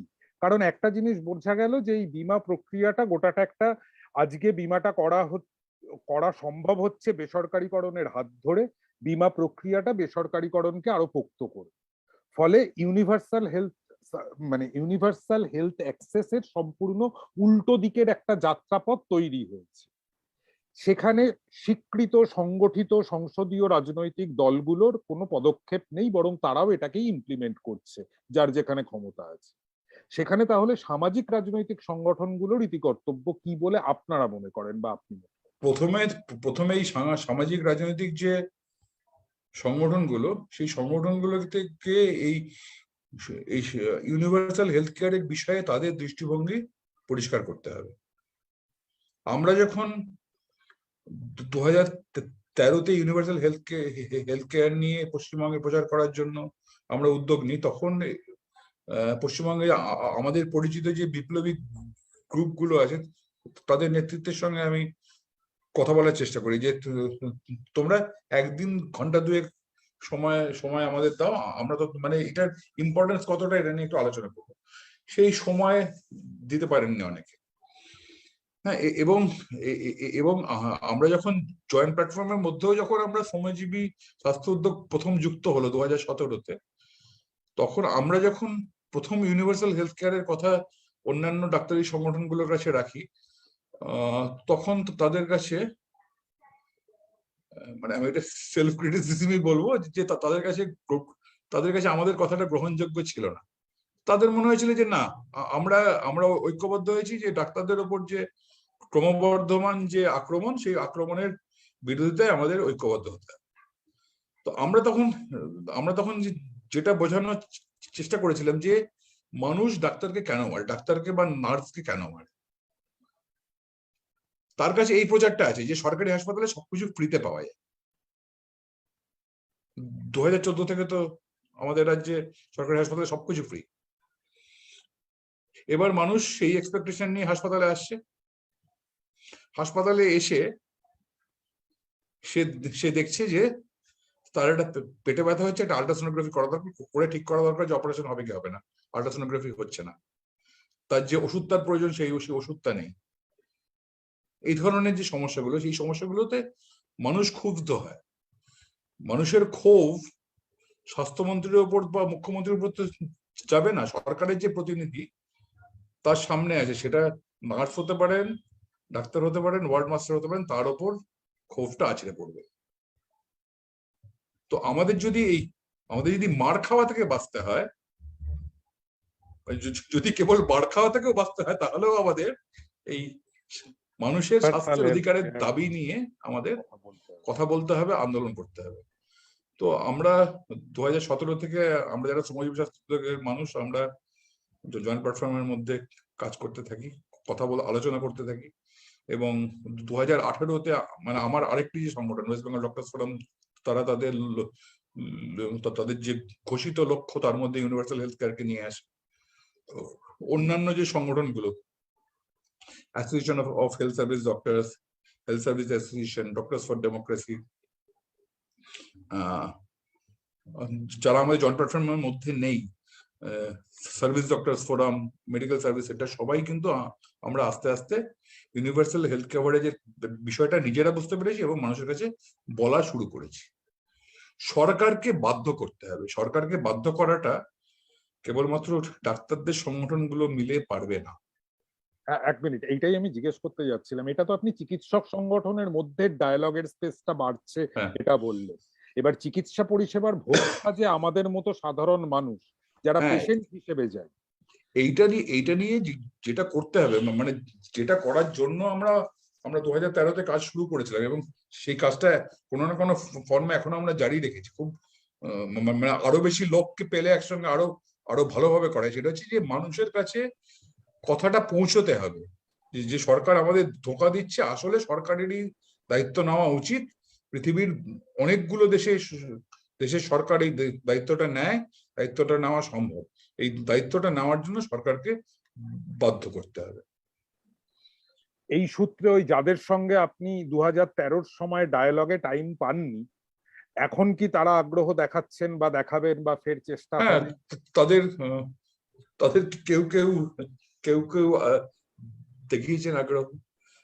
তাদের গণসংগঠনগুলো আমাদের এই হেলথ ফর অল ক্যাম্পেইন কমিটির মধ্যে আছে।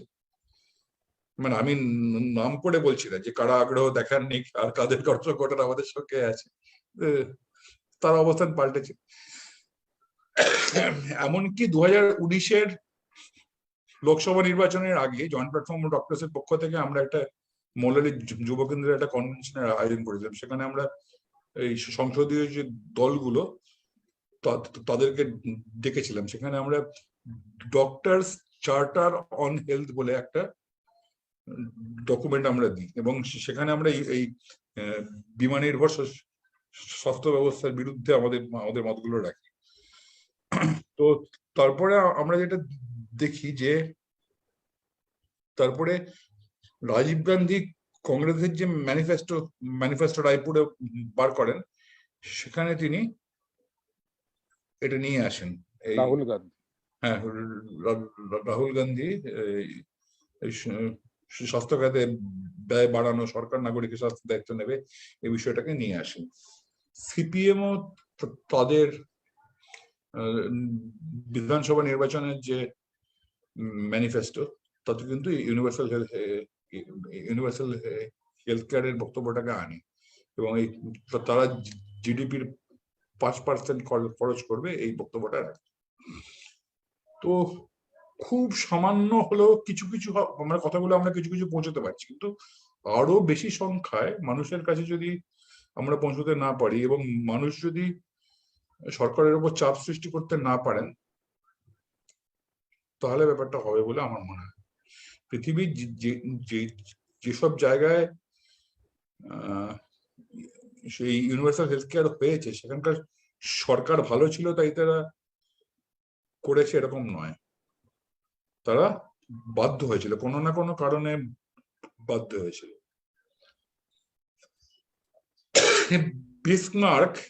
বিসমার্ক তার সময়ে শ্রমিকদের স্বাস্থ্য রক্ষার জন্য কিছু ব্যবস্থা নেন, যেখান থেকে বিসমার্ক মডেল নামটা এসেছে। সেটা তিনি বাধ্য হয়েছিলেন শ্রমিক আন্দোলনের চাপে। ইংল্যান্ডে ক্লিমেন্ট অ্যাটলির সরকার তারা এনএইচএস ঘোষণা করেছিল, কারণ তখন ইউরোপ কমিউনিজমের ভূত দেখছিল।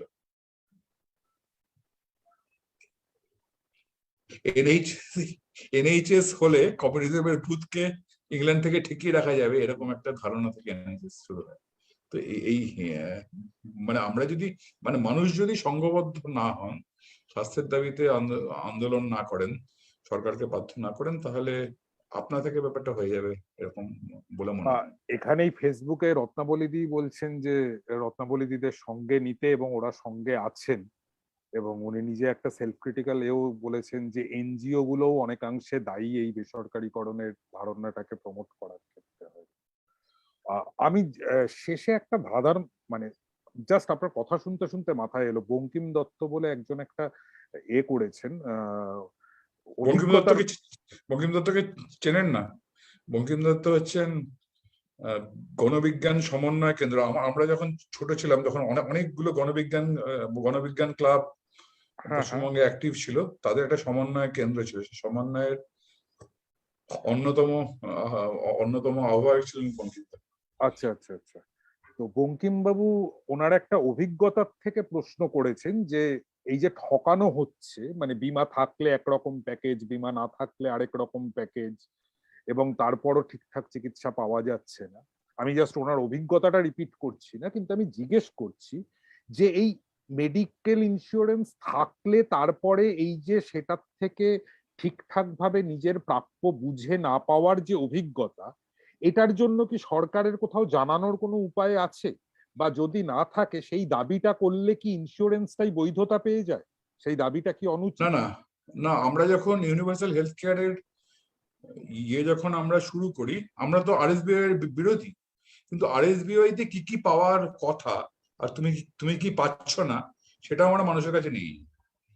যেটা পাওয়া যাচ্ছে সেটাও যাতে আমরা ঠিক মতো পেতে পারি, আরএসবিআই থাকার কথা না, থাকার কথা ইউনিভার্সাল হেলথ কেয়ার।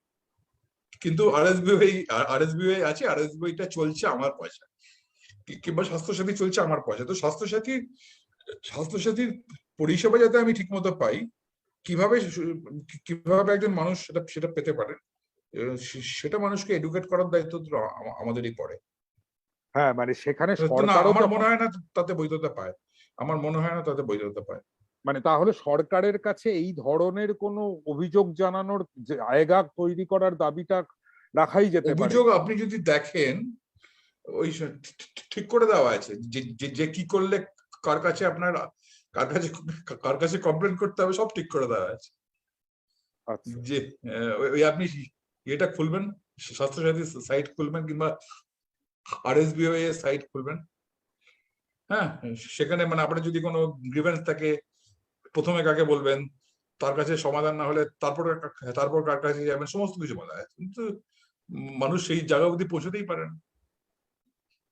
সুতরাং একমাত্র উপায় হচ্ছে যৌথতা তৈরি করা এবং গণ আন্দোলনের রাস্তা, যেটা আপনি আগে বলছিলেন। এবং আমাদের কাজটা মানে এক তো হচ্ছে যে এটা খুব তাড়াতাড়ি হয়ে যাবে, ব্যাপারটা এরকম নয়। তাড়াতাড়ি হবে না বলে আমরা হতাশাগ্রস্ত হব, মানে আমি তো হতাশাগ্রস্ত, মানে এতদিনও এতদিন হতাশাগ্রস্ত ধরে হয়নি। তাতে আমার করছি। বড় মনে হয়েছে যে নতুন নতুন লোককে পাচ্ছি, আগে যারা আমাদের সঙ্গে ছিলেন না তারা আমাদের সঙ্গে আছেন। মানে যেটা আমি কথা প্রসঙ্গে বলছিলাম যে আগে আগে আগে আমরা যারা বিরোধী অবস্থানে ছিলাম, আমরা এখন একসঙ্গে কাজ করছি। হ্যাঁ, তো আরো বেশি মানুষের কাছে পৌঁছতে হবে, মানে। এবং শ্রীনাথ রেড্ডি যখন আমাদের কনভেনশনে আসেন, তখন উনি আশ্চর্য হয়ে যান যে একটা এরকম এরকম একটা হাই লেভেল এক্সপার্ট গ্রুপ, তাদের রেকমেন্ডেশন নিয়ে একটা রাজ্যের লোক রাস্তায় নেমেছে, সেখানে সেখানে স্ট্রিট কর্নারিং হচ্ছে, ক্যাম্পেনিং হচ্ছে, সেটা উনি ভাবতেই পারেন। মানে আমাদের রাজ্যেই, মানে এটাকে আমরা কিছুটা পরিমাণে গণ প্রচার আন্দোলনের রূপ দিতে পেরেছিলাম। তো আমরা আমরা অন্য রাজ্যের ছড়ানোর ক্ষেত্রেও কিছু কিছু উদ্যোগ নিয়েছি, মানে সেটা যেহেতু আমরা কোনো পলিটিক্যাল পার্টি নই, আমাদের অল ইন্ডিয়ার নেটওয়ার্ক নেই, খুব ভালোভাবে পেরেছি এরকম না। কিন্তু কিছু কিছু কিছু যে লাভ হয়নি এরকম না। শ্রমজীবী স্বাস্থ্য উদ্যোগের পক্ষ থেকে আমরা নয়াদিল্লির এমসে আমরা একটা কনভেনশন করি, যে কনভেনশনটা আয়োজন করেছিল ওখানকার RDA, রেসিডেন্ট ডক্টরস অ্যাসোসিয়েশন এবং স্টুডেন্টস ইউনিয়ন। এটা 2017 আগস্ট কিংবা সেপ্টেম্বরে আমরা ওখানে কনফারেন্স করি, তাতেও শ্রীনাথ রেড্ডি এসেছিলেন। সেখানে থ্রেড বেয়ার আলোচনা হয়। সেই আলোচনা হওয়ার পরে ওখানকার স্টুডেন্টস ইউনিয়ন এবং RDA ন্যাশনাল লেভেলে এই ইউনিভার্সাল হেলথ কেয়ারের ব্যাপারটাকে প্রচারে নিয়ে আসা এবং দাবি করতে থাকা, সেটা করতে থাকে। সেটা অবশ্যই আমাদের পাওনা একটা। কিন্তু মানে এটাতে সন্তুষ্ট হওয়ার কিছু নেই, আরো অনেক রাস্তা গেলে তাহলে মনে হয় হেলথ ফর অল হবে। মানে 2020-তে হয়নি, হবে, অবশ্যই হবে। তার জন্য সময় লাগবে, আমাদেরকে মেহনত করতে হবে। অনেক ধন্যবাদ, অনেক ধন্যবাদ পূর্ণদা। যারা শুনলেন তাদের কাছেও এই কলটা দিয়েই শেষ করা যাক, যে পূর্ণপ্রদা যেটা বললেন, যে শেষ পর্যন্ত গিয়ে শুধুমাত্র চিকিৎসকদের বিষয় নয়, এটা গোটা সমাজের বিষয়। সুতরাং সামাজিকভাবে সংগঠনগুলো যদি এক জায়গায় না আসে, বিষয়টা নিয়ে একটা মঞ্চ তৈরি না হয় এবং ধারাবাহিকভাবে এই লড়াইটা না চলে, তাহলে খুব ইমিডিয়েটলি এটার সমাধান হবে না। কেউ একজন প্রশ্ন করেছিলেন যে স্বাস্থ্যসাথী নিয়ে, স্বাস্থ্যসাথী কার্ড হাসপাতালে ভর্তি হওয়ার শর্ত হিসেবে জরুরি, এই বিষয়ে কি মত? এই বিষয়টার বিরোধিতা করেই গোটা আলোচনাটা হয়েছে, আপনি বোধহয় পরে যোগ দিয়েছে। এইটাকে বিরোধিতা করার জন্যই এই গোটা কথোপকথনের আয়োজনটা হয়েছিল। তো আজকের মতো আমরা জনস্বাস্থ্য বিষয়ে কথোপকথনটা এখানে শেষ করছি। আবার এর পরের পর্বে দেখা হবে। নমস্কার, আপনাকে অনেক ধন্যবাদ। নমস্কার।